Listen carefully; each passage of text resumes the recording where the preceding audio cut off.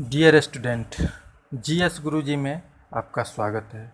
इस practice set का यह एपिसोड है। इसमें कुल 30 प्रश्नों को समाहित किया गया है जो कि आपकी परीक्षा के दृष्टिकोण से काफ़ी महत्वपूर्ण साबित होंगे। आप सभी प्रश्नों को हल कीजिए और अंत में कमेंट करके हमें बताइए कि आपने कुल कितने प्रश्नों को सही हल किया है।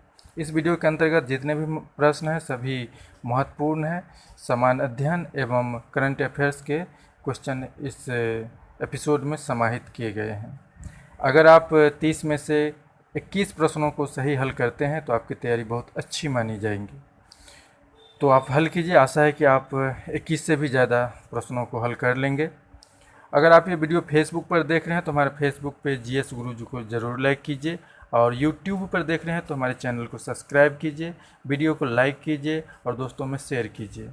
तो आइए शुरू करते हैं। पहला प्रश्न, इस एपिसोड का पहला प्रश्न है, पुत्री के जन्म की निंदा किस वेद में की गई है? प्राचीन भारत से संबंधित यह प्रश्न है। तो इसका सही उत्तर हो जाएगा अथर्ववेद। अथर्ववेद में पुत्री के जन्म की निंदा की गई है।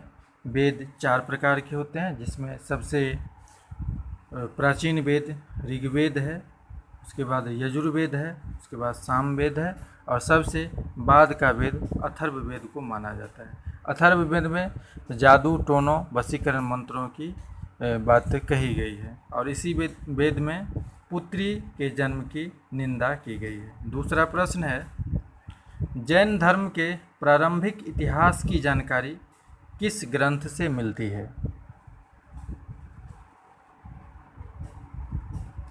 तो इसका सही उत्तर हो जाएगा कल्पसूत्र।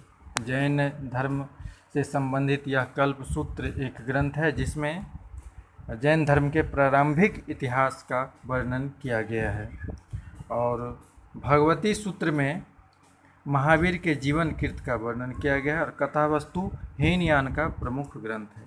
तीसरा प्रश्न है, इब्न बतूता को किस सुल्तान ने दिल्ली का काजी नियुक्त किया था? मध्यकालीन भारत से संबंधित यह प्रश्न है, काफ़ी महत्वपूर्ण। तो इसका सही उत्तर होता है मोहम्मद बिन तुगलक। मोहम्मद बिन तुगलक ने 1333 ईस्वी में इब्न बतूता को दिल्ली का काजी नियुक्त किया था। वह मोरक्को का रहने वाला था इब्न बतूता। उसने अपनी यात्रा वृत्तांत को रिहाला नाम से लिखा था, जो कि अरबी भाषा में था। तीसरा प्रश्न है, काफ़ी महत्वपूर्ण, मिट्टी से बने हल का साक्ष्य किस प्राचीन स्थल से मिला है? यह प्राचीन भारत का प्रश्न है, सोच करके जवाब दीजिए। तो इस प्रश्न का सही उत्तर हो जाएगा बनमाली। बनमाली एक जगह है जहाँ से मिट्टी के बने हल का साक्ष्य पुरातत्ववेताओं को प्राप्त हुआ है। पांचवा प्रश्न है, बुद्ध ने अधिकतर उपदेश किस भाषा में दिया था? तो इस प्रश्न का सही उत्तर हो जाएगा पाली, ऑप्शन नंबर 1। जनसाधारण की भाषा पाली में भगवान बुद्ध ने अपने अधिकतर उपदेश लोगों को बीच में सुनाए थे। छठा क्वेश्चन है, बंगाल का अंतिम हिंदू शासक कौन था? मध्यकालीन भारत से संबंधित है। सेन वंश का वह शासक था, उसका नाम क्या था आपको बताना है। तो इसका सही उत्तर हो जाएगा लक्ष्मण सेन। लक्ष्मण सेन बंगाल का अंतिम हिंदू शासक था। अगर सेन वंश के संस्थापक की बात करें तो सामंत सेन ने सेन वंश की स्थापना की थी। सातवां क्वेश्चन है, अलाउद्दीन खिलजी लूट के धन में कितना कर वसूल करता था? लूट के धन को खम्स भी कहा जाता था। तो इसका सही उत्तर होता है 3/4 भाग। लूट से जो धन प्राप्त होती थी उसमें अलाउद्दीन खिलजी 3/4 भाग कर वसूल करता था। पहले यह 1/4 भाग हुआ करता था। भू राजस्व का दर अलाउद्दीन खिलजी के समय में 1/2 भाग हुआ करता था। आठवां क्वेश्चन है, दहसाला व्यवस्था को किसने लागू किया था? मुगल कालीन या राजस्व से संबंधित यह व्यवस्था थी।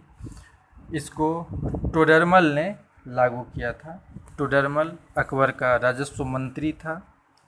जिसने भूमि की सही सही पैमाइश की थी और इस दाहशाला प्रथा को 1580 ईस्वी में लागू किया था टोडरमल ने। नवा प्रश्न है, भारतीय स्वतंत्रता विधेयक ब्रिटिश संसद में किस तिथि को प्रस्तुत किया गया था? यह काफ़ी महत्वपूर्ण प्रश्न है ये। तो इसका सही उत्तर हो जाएगा 4 जुलाई 1947। 4 जुलाई 1947 को ब्रिटिश संसद में ब्रिटेन के तत्कालीन प्रधानमंत्री क्लेमेंट एटली ने भारतीय स्वतंत्रता विधेयक को प्रस्तुत किया था, जिसको 18 जुलाई को मंजूरी प्रदान कर दी गई थी ब्रिटिश संसद के द्वारा। 4 जुलाई 1947 को यह विधेयक प्रस्तुत किया गया था। 10वां प्रश्न है, रंपा विद्रोह के सूत्रधार कौन थे? अर्थात रंपा विद्रोह को किसने शुरू किया था? तो इस प्रश्न का सही उत्तर हो जाएगा ऑप्शन नंबर 2, सीताराम राजू। सीताराम राजू ने रंपा विद्रोह की शुरुआत की थी। रंपा विद्रोह आंध्र प्रदेश में हुआ था। 1879 से 1922 ईस्वी के दरमियान यह विद्रोह आंध्र प्रदेश में हुआ था। 11वां प्रश्न है, कांग्रेस के केवल सूक्ष्मदर्शी अल्पसंख्यकों का प्रतिनिधित्व करती है, यह उक्ति किसकी है? तो इसका सही उत्तर हो जाएगा ऑप्शन नंबर 2, डफरिन। डफरिन ने कहा था कांग्रेस केवल सूक्ष्मदर्शी अल्पसंख्यकों का प्रतिनिधित्व करती है। 12वां प्रश्न है, फ्री इंडियन लीजन की स्थापना किसने की थी? फ्री इंडियन लीजन की स्थापना के बारे में पूछा जा रहा है। तो इसका सही उत्तर हो जाएगा ऑप्शन नंबर 1, सुभाष चंद्र बोस। सुभाष चंद्र बोस ने फ्री इंडियन लीजन की स्थापना की थी 1942 ईस्वी में। दरअसल दक्षिण अफ्रीका से पकड़े गए जितने भी युद्धबंदी थे, जिसकी संख्या तकरीबन 10,000 थे, उसी सभी को संगठित करके एक उन्होंने फौज तैयार किया था, जिसे फ्री इंडियन लीजन कहा गया था। 13वां क्वेश्चन है, टाइफून क्या है? टाइफून दरअसल में यह एक चक्रवात है। ऑप्शन नंबर 2 इसका सही उत्तर होगा। यह एक प्रकार का चक्रवात है। चक्रवात जब उत्तरी गोलार्ध में उठता है तो इस एंटी क्लॉकवाइज होता है और दक्षिणी गोलार्ध में चक्रवात क्लॉकवाइज यानी कि घड़ी की दिशा के बराबर होती है। और भी अन्य चक्रवात हैं, टॉर्नेडो। 14वां नंबर प्रश्न है, जावा सागर एवं हिंद महासागर किस जल संधि के तहत जुड़ा हुआ है? तो इसका सही उत्तर हो जाएगा ऑप्शन नंबर 1, जिब्राल्टर। जिब्राल्टर जल संधि के द्वारा जावा सागर एवं हिंद महासागर आपस में जुड़े हुए हैं। और यहाँ मलक्का है, तो मलक्का जल संधि अंडमान सागर एवं चीन सागर को जोड़ती है। और मैगेलन जल संधि प्रशांत एवं दक्षिणी अटलांटिक महासागर को जोड़ती है। और पाक जल संधि मन्नार की खाड़ी एवं बंगाल की खाड़ी को जोड़ती है। बढ़ते हैं अगले क्वेश्चन की ओर। 15वां क्वेश्चन है हमारा, हिंदुस्तान एल्युमिनियम कॉरपोरेशन हिंडाल्को कहाँ स्थापित की गई थी पहली बार? तो इस प्रश्न का सही उत्तर हो जाएगा कोरबा। तत्कालीन मध्य प्रदेश के कोरबा एक जगह है जहाँ यह हिंडाल्को की स्थापना की गई थी। अगला प्रश्न है, कीमत स्तर में वृद्धि एवं मुद्रा के मूल्य में कमी हो तो ऐसी स्थिति को क्या कहा जाएगा? इकोनॉमिक्स से संबंधित यह प्रश्न है। तो इस प्रश्न का सही उत्तर हो जाएगा मुद्रास्फीति। जब अर्थव्यवस्था में ऐसी स्थिति उत्पन्न हो जाती है तो उसको मुद्रास्फीति कहा जाता है। इस ऐसी परिस्थिति में कीमत में वृद्धि हो जाती है और मुद्रा के मूल्य में गिरावट होती है। 17वां क्वेश्चन है, संविधान सभा में देशी रियासतों के कितने प्रतिनिधि चुनकर आए थे? काफ़ी महत्वपूर्ण है ये। तो इस प्रश्न का सही उत्तर हो जाएगा ऑप्शन नंबर 1, 93। 93 देशी रियासत से 93 प्रतिनिधि चुनकर के आए थे। और कुल प्रतिनिधि की बात करें तो इसमें कुल 389 सदस्य थे, जिसमें से ब्रिटिश प्रांत से 289 और चीफ कमिश्नर प्रांत से कुल 4 प्रतिनिधि चुन करके आए थे। अगला प्रश्न है 18 नंबर क्वेश्चन, भारत के पहले कृषि मंत्री कौन थे?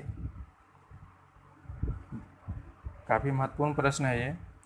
तो इस प्रश्न का सही उत्तर हो जाएगा option number 4, doctor Rajendra Prasad. Doctor Rajendra Prasad जो कि भारत के प्रथम राष्ट्रपति भी थे और भारत के प्रथम कृषि मंत्री भी थे। वहीं अगर बात करें जॉन मथाई के, तो जॉन मथाई भारत के पहले रेलवे मंत्री थे, रेलवे एवं परिवहन मंत्री। और खनमुगम सेठी भारत के पहले वित्त मंत्री थे और अबुल कलाम आज़ाद भारत के पहले शिक्षा मंत्री नियुक्त हुए थे। बढ़ते हैं अगले प्रश्न की ओर। अगला प्रश्न है, किस अनुच्छेद के तहत छुआछूत को निषेध कर दिया गया है? इस प्रश्न का सही उत्तर हो जाएगा ऑप्शन नंबर 4, यानी अनुच्छेद 17 के तहत अस्पृश्यता, जिसको छुआछूत भी कहा जाता है, को बिल्कुल निषेध कर दिया गया है। और अनुच्छेद 14 के तहत विधि के समक्ष समता की बात की गई है। और अनुच्छेद 15 के तहत धर्म, जाति, नस्ल, लिंग के आधार पर भेदभाव को निषेध किया गया है। वहीं अनुच्छेद 16 के तहत लोक नियोजन के विषय में अवसर में समानता की बात कही गई है। अगला प्रश्न है, लोकसभा में उत्तर प्रदेश के बाद सबसे अधिक प्रतिनिधित्व किस राज्य को दिया गया है? तो इस प्रश्न का सही उत्तर हो जाएगा महाराष्ट्र। महाराष्ट्र में कुल 48 लोकसभा की सीटें हैं, सबसे अधिक उत्तर प्रदेश में है। उत्तर प्रदेश में कुल 80 लोकसभा के सीट हैं। और इसके बाद बिहार है, बिहार में पश्चिम बंगाल में 42 है और बिहार में 40 और तमिलनाडु में 39 लोकसभा की सीटें हैं। 21वां क्वेश्चन है, इनमें से सत्य कथन को चुनना है। यहाँ 4 ऑप्शन दिया गया है, इसमें से कौन कथन सही है इसके बारे में आपको बताना है। पहला कथन है, धन विधेयक के संबंध में लोकसभा का निर्णय अंतिम होता है। दूसरा है, लोकसभा अध्यक्ष राष्ट्रपति को त्यागपत्र सौंपता है। इस प्रश्न का सही उत्तर होगा ऑप्शन नंबर 4, 1 एवं 3, यानी कि मंत्रिपरिषद का वर्णन अनुच्छेद 74 में है, ये बिल्कुल सही है। धन विधेयक के संबंध में लोकसभा का निर्णय अंतिम होता है, ये भी सही है। तो इस प्रश्न का सही उत्तर हो जाएगा ऑप्शन नंबर 4, यानी कि 1 और 3 सही है। अगला प्रश्न है, इनमें से अदिश राशि कौन है? यहाँ 5 ऑप्शन दिया हुआ है, इसमें से अदिश राशि को आपको चुनना है। इस प्रश्न का उत्तर हो जाएगा ऑप्शन नंबर 5, अर्थात सभी जितने भी यहाँ नाम दिए हुए हैं, द्रव्यमान, चाल, समय, आयतन, सभी अदिश राशि। अदिश राशि वैसी राशि जिसमें केवल परिमाण होता है, दिशा नहीं होती है, उसे अदिश राशि कहा जाता है। अगला प्रश्न है, बैरोमीटर का पाठ्यांक जब धीरे धीरे नीचे गिरता है तो मौसम कैसे रहने की संभावना होगी? अर्थात जब पाठ्यांक धीरे धीरे नीचे गिरेगा तो मौसम कैसा रहेगा? तो इस प्रश्न का सही उत्तर हो जाएगा ऑप्शन नंबर 1, वर्षा होने की संभावना होती है। जब बैरोमीटर का पाठ्यांक धीरे धीरे नीचे गिरता है तो वर्षा होने की संभावना रहती है। और जब पाठ्यांक धीरे धीरे एकाएक गिरता है तो आंधी आने की संभावना रहती है, और धीरे धीरे ऊपर चढ़ता है तो मौसम साफ रहने की संभावना रहती है। अगला प्रश्न है, गैसीय तत्वों में सबसे भारी कौन है? यहाँ 4 ऑप्शन दिया हुआ है, इसमें से सबसे भारी तत्व कौन होता है? तो इसका सही उत्तर हो जाता है ऑप्शन नंबर 3, रेडॉन। रेडॉन गैसीय तत्व में सबसे भारी तत्व माना जाता है, होता है। अगला प्रश्न है 25वां प्रश्न, कवक में संचित भोजन किस रूप में रहता है? कवक में जो भोजन संचित होता है वो किस रूप में होता है? तो इस प्रश्न का सही उत्तर होता है ऑप्शन नंबर 1 ग्लाइकोजन। कवक में जो भोजन होता है वो ग्लाइकोजन के रूप में संचित होता है और कवक की कोशिका भित्ति काइटिन की बनी होती है। अगला प्रश्न है करंट अफेयर्स से, वर्ष 2019-20 में भारत का सबसे बड़ा व्यापारिक साझेदार देश कौन है? काफ़ी महत्वपूर्ण प्रश्न है, चर्चित है।